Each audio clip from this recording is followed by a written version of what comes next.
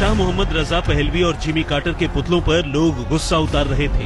बड़े बुजुर्ग और औरतें अपने मर चुके करीबियों की तस्वीरों के साथ आंदोलन में शामिल थी और ये सब एक लोहे के दरवाजे के दूसरी तरफ हो रहा था, जिस पर एक मोटी सी चेन में ताला बंद था और दरवाजे की दूसरी तरफ भयंकर सन्नाटा था। ये ईरान की राजधानी तेहरान में अमेरिकी दूतावास था, जिसके अंदर 52 अमेरिकी अधिकारी और कर्मचारी मौजूद थे। इसे एक इंसान करीब 12 फीट के इस गेट पर चढ़ा और दूतावास की चौहद्दी में दाखिल हुआ। देखते ही देखते एक के बाद एक कई युवक अमेरिकी दूतावास के अंदर दाखिल होने लगे।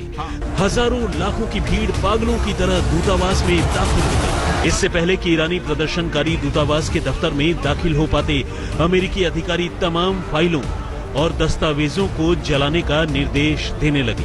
एक एक करके प्रदर्शनकारियों ने पहले सीसीटीवी कैमरे तोड़ने शुरू किए और फिर शीशे की खिड़कियां, मगर इतने में अमेरिकी दूतावास पर मौजूद सुरक्षा कर्मियों ने आंसू गैस छोड़कर प्रदर्शनकारियों को और भड़का दिया और प्रदर्शनकारी दूतावास में दाखिल हो गए। अंदर उसी बुजुर्ग इंसान की फोटो लगी हुई थी, जिसके जिंदाबाद के नारे ईरानी लोग बाहर लगा रहे थे, मगर इस तस्वीर को अमेरिकी लोगों ने निशाना लगाने का खिलौना बना रखा था। इतना काफी था इस भीड़ को बेकाबू करने के लिए। नमस्कार, मैं हूं शम्स ताहिर खान और आप देख रहे हैं वारदात। ये कहानी जहां पर खत्म हुई, दरअसल वहीं से शुरू होती है। साल 1989 में ईरान में हुई इस्लामिक क्रांति के बाद सबसे पहला शिकार राजधानी तेहरान में अमेरिकी दूतावास ही बना था। हजारों लाखों छात्रों की भीड़ ने अमेरिकी दूतावास पर चढ़ाई कर दी और वहां काम कर रहे अमेरिकी अधिकारियों और कर्मचारियों को बंधक बना लिया। उनकी एक ही मांग थी, अमेरिका फौरन मोहम्मद रजा पहलवी को ईरान वापस भेजे ताकि ये मुल्क उसके किए का उसके हिसाब दे सके। पर कौन था मोहम्मद रजा पहलवी? अमेरिका उसे क्यों बचा रहा था और ईरान के लोग उसे क्यों सजा देना चाहते थे? इसे जानने के लिए करीब 70 साल पीछे लौटना होगा। ये पर्शियन एम्पायर है, जिसे ईरान कहा जाता है। 2500 साल तक इस देश पर कई राजाओं ने हुकूमत की, जिन्हें शाहों के नाम से जाना गया। 1950 में ईरान की जनता ने मोहम्मद मुसादिक के रूप में एक धर्मनिरपेक्ष राजनेता को प्रधानमंत्री चुना। सत्ता में आते ही मुसादिक ने ईरान के तेल का फायदा सीधे अपने लोगों तक पहुंचाने के लिए ब्रिटिश और यूएस पेट्रोल होल्डिंग का राष्ट्रीयकरण कर दिया। ये वो वक्त था जब दुनिया द्वितीय विश्व युद्ध से उबर चुकी थी और अमेरिका को यकीन हो चला था कि उसके अंदर सुपर पावर बनने की पूरी सलाहियत भी है और मौका भी। लिहाजा 1953 में उसने ब्रिटेन के साथ मिलकर एक साजिश के तहत मुसादिक का तख्ता पलट कर दिया और एक लोकतांत्रिक देश को राजशाही में तब्दील कर मोहम्मद रजा पहलवी को ईरान का नया शाह बना दिया गया। 22 साल का शाह उस वक्त मशहूर था अपनी अय्याशियों और फिजूल खर्चियों के लिए। कहते हैं आलम यह था कि उसकी पत्नी पानी नहीं दूध में नहाया करती थी, जबकि शाह का लंच रोजाना पेरिस से मंगवाया जाता था, इस बात की परवाह किए बगैर कि उसके अपने मुल्क में लोग भूखे मर रहे हैं। पहलवी राजवंश पर फिर से खतरा न मंडराए और सत्ता पहलवी राजवंश के पास ही रहे, इसलिए पहलवी राजवंश के आखिरी शाह मोहम्मद रजा पहलवी ने अपनी एक बेरहम आंतरिक पुलिस सेवा की स्थापना की, जिसका एक ही काम था, राजवंश के खिलाफ उठने वाली किसी भी आवाज को बड़ा बनने से पहले ही कुचल देना। दूसरी तरफ दुनिया में ग्लोबलाइजेशन के दौर पर बाजार तंत्र हावी होने लगा था, मगर इसके लिए जरूरी था ईरान का पश्चिमी रंग में रंगना और शाह ने अगला कदम यही उठाया। ईरान के बाजार को दुनिया के लिए खोल दिया, जिसका नतीजा ये हुआ कि तेहरान फैशन का हब बन गया।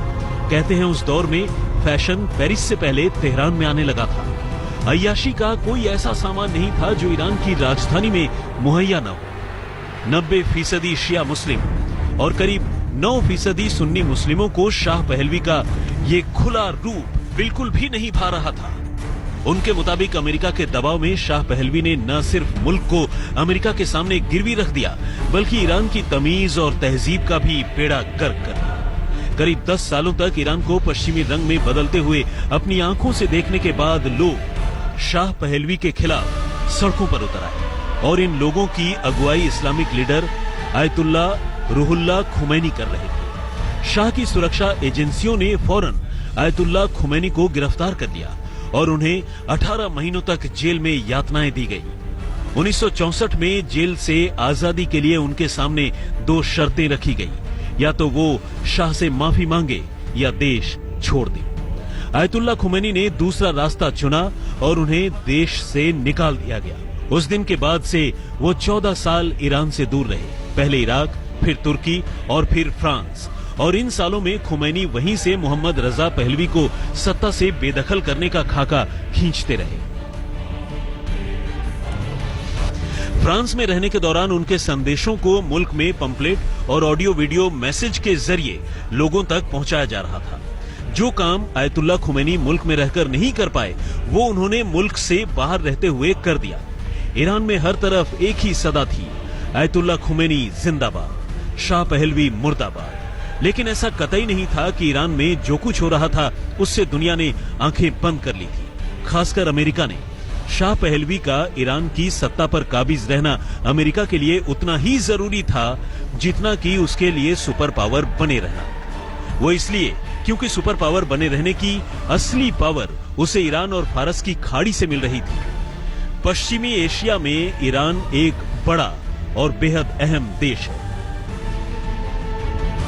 न सिर्फ इसकी सरहद अगल बगल के करीब आधा दर्जन देशों के साथ लगती है, बल्कि महासागरों और खाड़ियों के मामले में भी ये किसी भी देश से बेहतर स्थिति में है। उत्तर में तुर्कमेनिस्तान, कैस्पियन सागर, अजरबैजान, पश्चिम में तुर्की, इराक और पूर्व में पाकिस्तान और अफगानिस्तान। दक्षिण में फारस की खाड़ी और ओमान की खाड़ी। दोनों खाड़ियों को जोड़ता है एक वाटर चैनल जिसका नाम है स्ट्रेट ऑफ हार्मूज। इस स्ट्रेट ऑफ हार्मूज को गौर से देख लीजिए, क्योंकि यही वो जगह है जो मौजूदा हालात में अमेरिका और ईरान की जंग का मैदान बना हुआ है। तो भौगोलिक रूप से ईरान की अहमियत इसलिए ज्यादा है क्योंकि व्यापार के नजरिए से और प्राकृतिक संसाधनों के मामले में दुनिया में इससे बेहतर कोई जगह नहीं है। तेल और गैस की खोज ने तो इस मुल्क को सोने की खान बना दिया था, और इसलिए अकेले अमेरिका नहीं बल्कि इससे पहले ब्रिटेन और सोवियत यूनियन यहाँ अपने प्रभाव के लिए जद्दोजहद करते रहे हैं। अब इस इलाके को फिर से गौर से देखिए। फारस और ओमान की खाड़ी को जोड़ने वाले इस समुद्र की चौड़ाई महज 55 किलोमीटर है। इसलिए इस इलाके में ईरान से पंगा लेने का मतलब है तेल पर निर्भर मुल्कों के लिए खुदकुशी करना, क्योंकि दुनिया की 20% तेल इसी रास्ते से गुजरता है। जब तक शाह पहलवी मुल्क पर काबिज रहे तब तक ईरान न सिर्फ अमेरिका के लिए बाजार था, बल्कि ज्यादातर तेल और गैस संसाधनों पर भी उसका कब्जा रहा। इस दौरान अमेरिका ने ईरान का जमकर इस्तेमाल किया और अपनी इसी दोस्ती के बल पर कई बड़े कूटनीतिक फैसले किए, जिसने उसे सुपर पावर से भी पावरफुल बना दिया। 1 फरवरी 1979, Charles de Gaulle airport, Paris, France. Boeing 747 ने तेहरान के लिए टेक ऑफ किया। पेरिस से उड़ा ये विशेष विमान था क्योंकि तेहरान में लैंड करते ही ये ईरान के इतिहास को बदलने जा रहा था। बोइंग पर सवार थे अयातुल्लाह रूहुल्लाह खुमैनी, ईरान के शाह के खिलाफ 2 दशकों से छिड़ी विद्रोह की क्रांति के महानायक। 14 सालों तक पहले निर्वसन में रहने के बाद खुमैनी अपने वतन लौट रहे थे, जहां करोड़ों लोगों का हुजूम उनके खैर मकदम के लिए पागल हुआ जा रहा था। शाह की नीतियों से तंग आ चुके ईरान के लाखों आम लोगों ने साल 1978 में आखिरी रण छेड़ दिया, क्योंकि ईरानी संसाधनों से कमाई तो बेतहाशा हो रही थी, मगर वो गरीबों तक न पहुंचकर शाह पहलवी और अमेरिका का खजाना भर रहा था।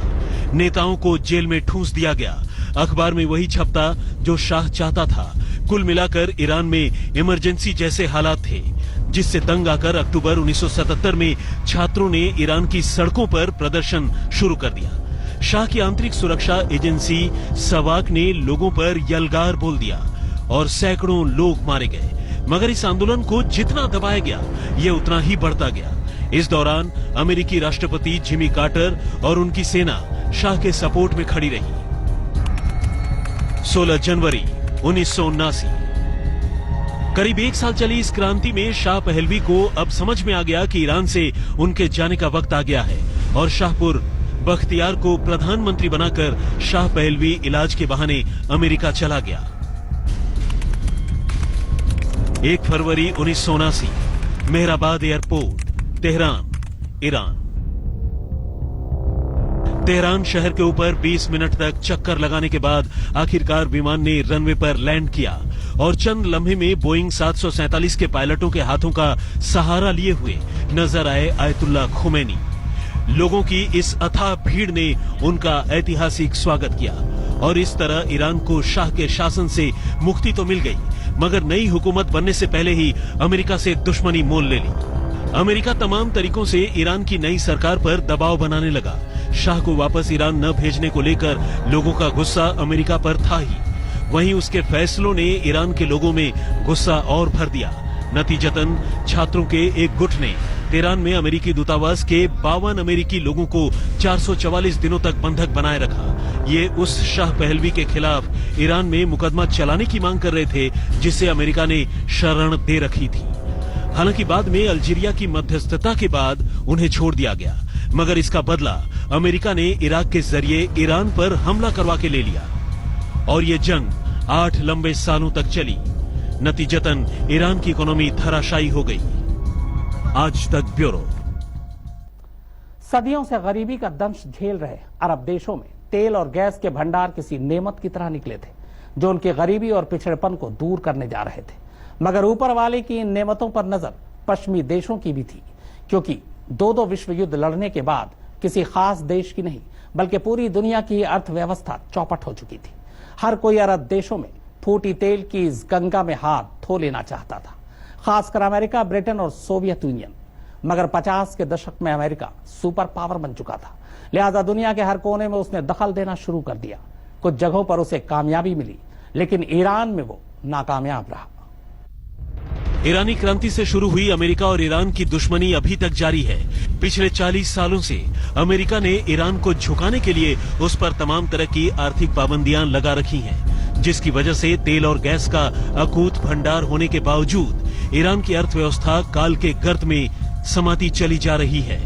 बावजूद इसके ईरान ने अमेरिका के सामने झुकने से इनकार कर दिया। हालांकि साल 2015 में बराक ओबामा और हसन रूहानी के बीच P5+1 समझौता हुआ, जिसमें सिक्योरिटी काउंसिल के स्थायी सदस्य यानी P5 देश जैसे अमेरिका, ब्रिटेन, फ्रांस, रशिया, चीन के अलावा जर्मनी शामिल हुआ, जिसके तहत ये समझौता हुआ कि ईरान अपना परमाणु कार्यक्रम बंद करेगा और उसके बदले में ये तमाम देश उससे आर्थिक प्रतिबंध हटा लेंगे। हालांकि अमेरिका में सरकार बदलते ही नए राष्ट्रपति डोनाल्ड ट्रंप ने इस समझौते से खुद को अलग कर लिया और तभी से अमेरिका, सऊदी अरब, इजराइल जैसे देशों के दबाव में ईरान पर हमले करने के बहाने ढूंढ रहा है। इसकी 2 वजह है। पहली तो ये कि अमेरिका ईरान से तेल और गैस के खनिजों पर अपना कंट्रोल चाहता है और दूसरी वजह ये कि सऊदी अरब और इजराइल जैसे देश चाहते हैं कि ईरान अरब क्षेत्र में मजबूत न हो पाए, क्योंकि वो उनके लिए खतरा बन सकता है। पिछले 40 सालों में ऐसे कई मौके आए जब लगा कि ईरान अमेरिका के सामने घुटने टेक देगा, वरना अमेरिका ईरान पर हमला कर देगा।